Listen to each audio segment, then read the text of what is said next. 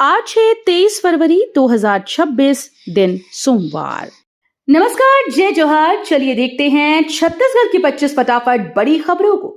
लेकिन इससे पहले आप वीडियो को कहां से देख रहे हैं, कमेंट बॉक्स में बताना बिल्कुल ना भूलें। भूपेश बघेल राज्यसभा दौर से बाहर, हाईकमान पर छोड़ा फैसला। भूपेश बघेल ने राज्यसभा की संभावित दौर से खुद को अलग बताते हुए स्पष्ट किया कि वे पहले से विधायक और पार्टी के महामंत्री हैं। उन्होंने कहा कि राज्यसभा के लिए किसे भेजना है, ये फैसला पार्टी हाईकमान तय करेगा। बघेल ने दोहराया कि वे संगठन और जनता की जिम्मेदारियों को प्राथमिकता दे रहे हैं। उनके इस बयान के बाद राजनीतिक हलकों में अटकलें तेज हो गई हैं। बजट सत्र से पहले कांग्रेस की बड़ी नियुक्तियां, लखेश्वर बघेल बने उपनेता प्रतिपक्ष। छत्तीसगढ़ विधानसभा के बजट सत्र से पहले कांग्रेस ने संगठनात्मक स्तर पर बड़ी नियुक्तियां की हैं। पार्टी ने विधायक लखेश्वर बघेल को उपनेता प्रतिपक्ष की जिम्मेदारी सौंपी। इस फैसले को सत्र से पहले रणनीतिक कदम माना जा रहा है। कांग्रेस अब बजट सत्र में सरकार को घेरने की तैयारी में है। नई जिम्मेदारियों के साथ विपक्ष की भूमिका और अधिक आक्रामक होने के संकेत मिल रहे हैं। राजनीतिक हलकों में इस नियुक्ति को लेकर चर्चाएं तेज हो गई हैं। छत्तीसगढ़ बजट सत्र आज से 3 बड़े बिल संभावित। छत्तीसगढ़ विधानसभा का बजट सत्र आज से शुरू हो रहा है। सत्र के दौरान सरकार 3 बड़े विधेयक पेश कर सकती है। इन प्रस्तावित बिलों को लेकर सत्ता पक्ष और विपक्ष दोनों ने अपनी अपनी रणनीति तैयार कर ली। साथ ही वित्तीय वर्ष का बजट भी सदन में रखा जाएगा, जिसमें विकास योजनाओं और नए प्रावधानों की घोषणा संभव है। सत्र के दौरान तीखी बहस और महत्वपूर्ण फैसलों के आसार हैं। होली पर साय सरकार का ऐलान, नियमों संग ड्राई डे लागू। होली के त्योहार को लेकर मुख्यमंत्री विष्णुदेव साय की सरकार ने बड़ा ऐलान किया। राज्य में निर्धारित नियमों के तहत ड्राई डे लागू रहेगा। इस दौरान शराब की बिक्री पूरी तरह से प्रतिबंधित रहेगी। प्रशासन ने सभी जिला अधिकारियों को आदेश जारी कर सख्ती से पालन सुनिश्चित करने के निर्देश दिए। सरकार का कहना है कि ये निर्णय कानून व्यवस्था और सामाजिक सौहार्द बनाए रखने के लिए लिया गया। सीएम जन्मदिन पर 85 से अधिक महिलाओं को सम्मान। मुख्यमंत्री विष्णुदेव साय के जन्मदिन के अवसर पर आयोजित कार्यक्रम में 85 से अधिक महिलाओं को सम्मानित किया गया। विभिन्न सरकारी योजनाओं से लाभान्वित महिलाओं को प्रशस्ति पत्र और स्मृति चिन्ह भेंट किए गए। वक्ताओं ने कहा कि राज्य सरकार महिला सशक्तिकरण और आत्मनिर्भरता को प्राथमिकता दे रही है। कार्यक्रम में जनप्रतिनिधियों और बड़ी संख्या में महिलाओं की उपस्थिति रही। सम्मान समारोह के दौरान उत्साह और गर्व का माहौल देखने को मिला। छत्तीसगढ़ में जंगली सुअरों की तस्करी करने वाले 12 आरोपी वन हिरासत में। छत्तीसगढ़ में जंगली सुअरों की तस्करी के मामले में वन विभाग ने बड़ी कार्रवाई की। संयुक्त अभियान में 12 आरोपियों को वन हिरासत में लिया गया। जांच में सामने आया कि गिरोह अवैध शिकार कर जंगली सुअरों को दूसरे राज्यों में सप्लाई करता था। अधिकारियों ने कई वाहनों और उपकरणों को भी जब्त किया। आरोपियों से मांग पूछताछ जारी है और नेटवर्क के अन्य सदस्यों की तलाश की जा रही है। छत्तीसगढ़ में मतदाता सूची पुनरीक्षण पूरा, 25 लाख नाम हटाए गए। छत्तीसगढ़ में वोटर लिस्ट के विशेष गहन पुनरीक्षण की प्रक्रिया शुरू हो गई। आधिकारिक आंकड़ों के अनुसार करीब 25 लाख मतदाताओं के नाम सूची से हटाए गए। इनमें मृत, स्थानांतरित या डुप्लीकेट प्रविष्टियां शामिल बताई जा रही हैं। निर्वाचन अधिकारियों का कहना है कि सूची को अधिक पारदर्शी और त्रुटि रहित बनाने के लिए यह अभियान चलाया गया। बजट सत्र में मतांतरण विरोधी कानून, 10 साल सजा प्रस्तावित। विष्णुदेव साय सरकार बजट सत्र में मतांतरण विरोधी कानून लाने की तैयारी में है। प्रस्तावित विधेयक में जबरन, धोखे या प्रलोभन से धर्म परिवर्तन कराने पर अधिकतम 10 साल तक की कठोर सजा का प्रावधान रखा जा सकता है। सरकार का तर्क है कि इससे अवैध और दबावपूर्ण धर्मांतरण पर रोक लगेगी। वहीं विपक्ष इस कानून को लेकर सरकार से स्पष्टीकरण और विस्तृत चर्चा की मांग कर रहा है।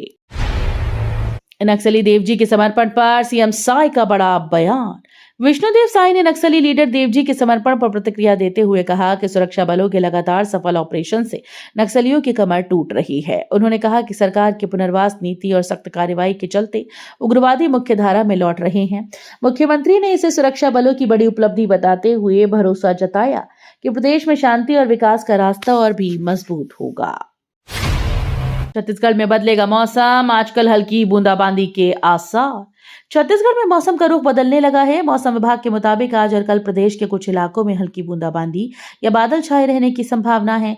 पश्चिमी विक्षोभ के प्रभाव से तापमान में मामूली गिरावट दर्ज की जा सकती है। किसानों और यात्रियों को मौसम को देखते हुए सतर्क रहने की सलाह दी गई। अगले 2 दिनों तक आसमान में बादलों की आवाजाही बनी रह सकती है।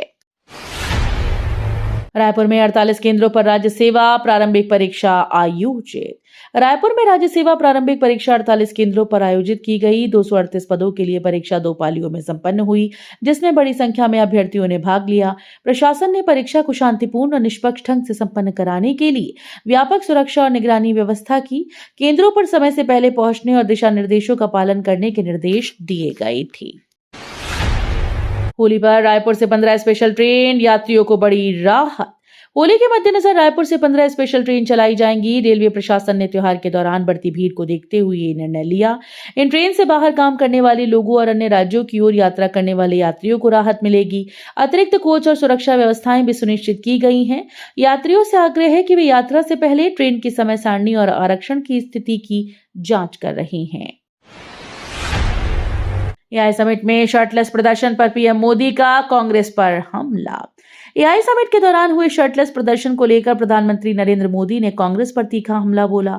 उन्होंने कहा कि कांग्रेस पहले से ही नंगी हो चुकी है और ऐसे प्रदर्शनों से उसकी मानसिकता उजागर होती है। प्रधानमंत्री ने विपक्ष पर देश की छवि धूमिल करने का आरोप लगाया। वहीं भारतीय राष्ट्रीय कांग्रेस ने इस बयान पर कड़ी प्रतिक्रिया देते हुए इसे राजनीतिक बयानबाजी करार दिया। हाथी शावक की संदिग्ध मौत, वन विभाग अलर्ट, गश्त बढ़ाए। जंगल में हाथी शावक की संदिग्ध मौत के बाद वन अमले में हड़कंप मच गया। घटना की जानकारी मिलते ही वन विभाग की टीम मौके पर पहुंची और जांच शुरू कर दी। शावक की मौतों के कारणों का पता लगाने के लिए पोस्टमार्टम कराया जा रहा है। एहतियातन इलाके में गश्त बढ़ा दी गई और आसपास के ग्रामीणों से भी पूछताछ की जा रही है। विभाग ने अवैध शिकार या अन्य साजिश की आशंका से इनकार नहीं किया। दुर्ग में 60 करोड़ से बनेगा देश का पहला साथी बाजार। दुर्ग में 60 करोड़ रुपए की लागत से देश का पहला साथी बाजार बनाया जाएगा।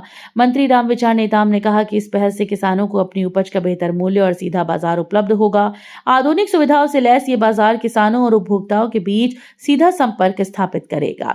सरकार का दावा है कि इससे बिचौलियों की भूमिका कम होगी और किसानों की आर्थिक स्थिति मजबूत बनेगी। माता कौशल्या धाम में 51 फीट ऊंची श्रीराम प्रतिमा होगी स्थापित। छत्तीसगढ़ में आस्था का एक और भव्य प्रतीक जुड़ने जा रहा है। माता कौशल्या धाम में 51 फीट ऊंची भगवान श्री राम की विशाल प्रतिमा स्थापित की जाएगी।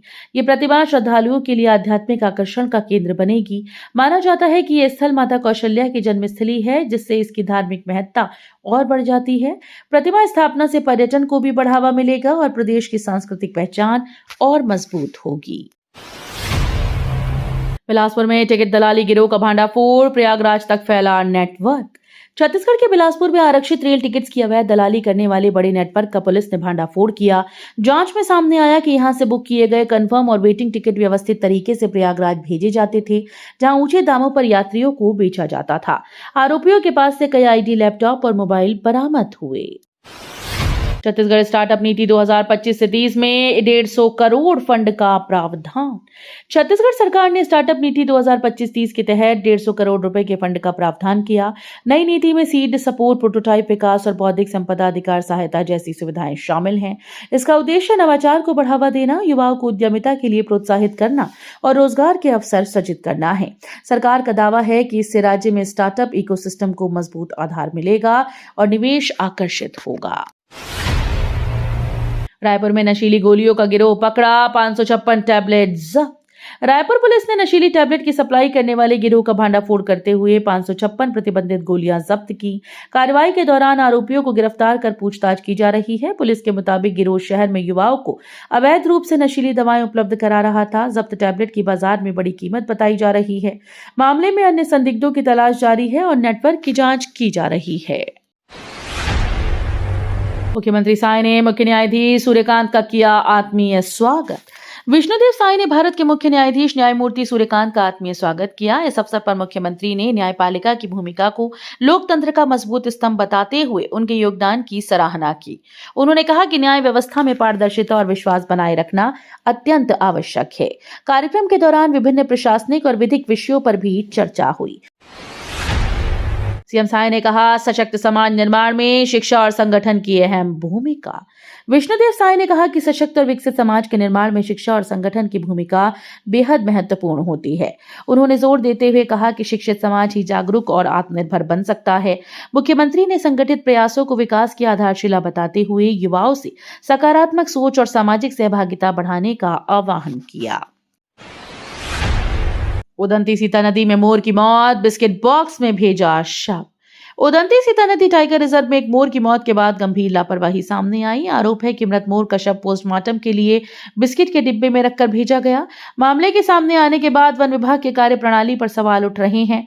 अधिकारियों ने घटना की जांच के निर्देश दिए और जिम्मेदारों पर कार्रवाई की बात कही। वन्यजीव संरक्षण को लेकर संवेदनशीलता बरतने की आवश्यकता पर जोर दिया गया। मसीही नेतृत्व विवाद पर चर्च ऑफ नॉर्थ इंडिया का आधिकारिक बयान। छत्तीसगढ़ में मसीही नेतृत्व को लेकर चल रहे विवाद पर चर्च ऑफ नॉर्थ इंडिया ने आधिकारिक बयान जारी किया। चर्च प्रशासन ने स्पष्ट किया कि नियुक्ति और नेतृत्व से जुड़े सभी निर्णय संविधान और निर्धारित प्रक्रिया के तहत ही लिए जाते हैं। बयान में अनुशासन और एकता बनाए रखने की अपील भी की गई। इस मुद्दे पर प्रदेश में चर्च समुदाय के बीच चर्चा तेज है। रायपुर नॉर्थ जोन में वारंटीज पर कार्रवाई, 58 आरोपी गिरफ्तार। रायपुर के नॉर्थ जोन में पुलिस ने वारंटीज के खिलाफ विशेष अभियान चलाते हुए बड़ी कार्रवाई की। अभियान के दौरान 58 फरार आरोपियों को गिरफ्तार कर न्यायालय में पेश किया गया, जहां से उन्हें जेल भेज दिया गया। पुलिस अधिकारियों के अनुसार लंबे समय से फरार चल रहे आरोपियों की धरपकड़ के लिए यह अभियान चलाया गया था। आगे भी ऐसे विशेष अभियान जारी रखने की बात कही गई। रायपुर में कार पर पलटा धान से लदा ट्रक, 1 की मौत और 4 की हालत नाजुक। राजधानी रायपुर में भीषण सड़क हादसा सामने आया। धान से भरा एक ट्रक अचानक अनियंत्रित होकर कार पर पलट गया।